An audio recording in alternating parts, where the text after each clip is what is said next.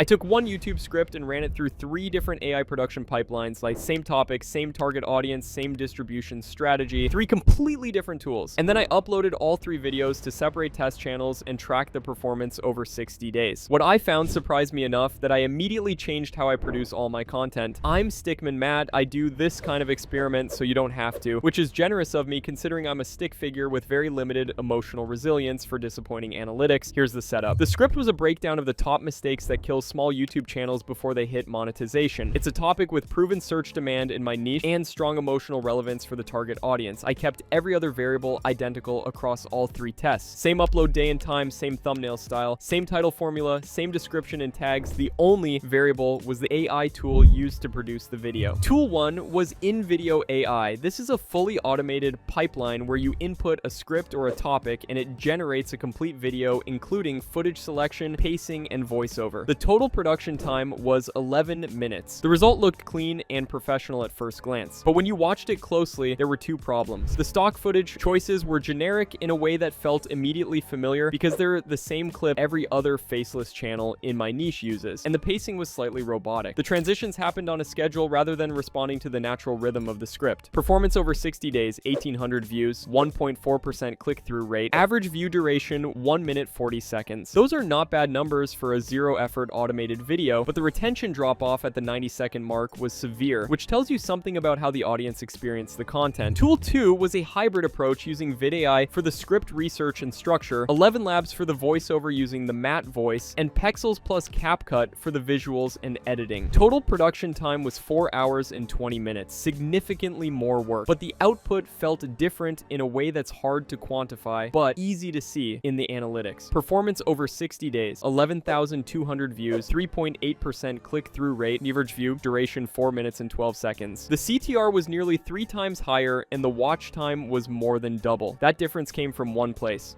the voiceover. A natural sounding voice that matches the emotional tone of the script creates a completely different watching experience than even a good automated pipeline. People stayed because they were actually engaged, not just consuming. Tool 3 was Pictory AI, which is specifically designed for converting written scripts into video. It's faster than the hybrid approach, but more customizable than in video. Total production time was about 90 minutes. The visuals were better curated than in video because Pictory gives you more manual control over footage selection. But the default voiceover quality was the weakest of the 3 tests. Performance over 60 days, 4,300 views, 2.1% click-through rate, average view duration 2 minutes and 8 seconds. A middle ground result that basically confirmed the pattern. The voiceover quality was the primary driver of retention in all 3 tests. Here's the honest conclusion, and it's a clean one. The tool that generates the video the fastest is not the tool that performs the best. The highest performing approach was the most time-intensive one, but the ROI difference justified every extra minute. 11,000 views versus 1,800 views for roughly the same topic and the same promotion is a 6 times difference in reach. If you're building a channel as a business rather than as a speed experiment, that 6 times difference compounds over months into a dramatically larger audience and revenue. The specific insight is this: invest your production time at the bottleneck that affects retention most. And right now in 2025, that bottleneck is voiceover quality. A natural, properly paced, emotionally resonant voice keeps people watching. Generic automated voiceover sends them away inside 90 seconds. Spend your time and budget there first. The fully automated pipeline has a role. If you're doing content volume plays, testing multiple topics cheaply, or building initial channel data, it's a legitimate starting point. But if you're trying to build an audience that actually grows, the hybrid approach is not optional. It's the baseline. Now, if you want to discover how I run faceless channels like this and make them into a full business, check out this video next to me, which is a full free course for doing it. I go over the new way of running faceless channels right now on YouTube. See you there. Which AI production tool are you currently using? Drop it in the comments along with your honest take on the quality. I want to build a real comparison from people actually using these things.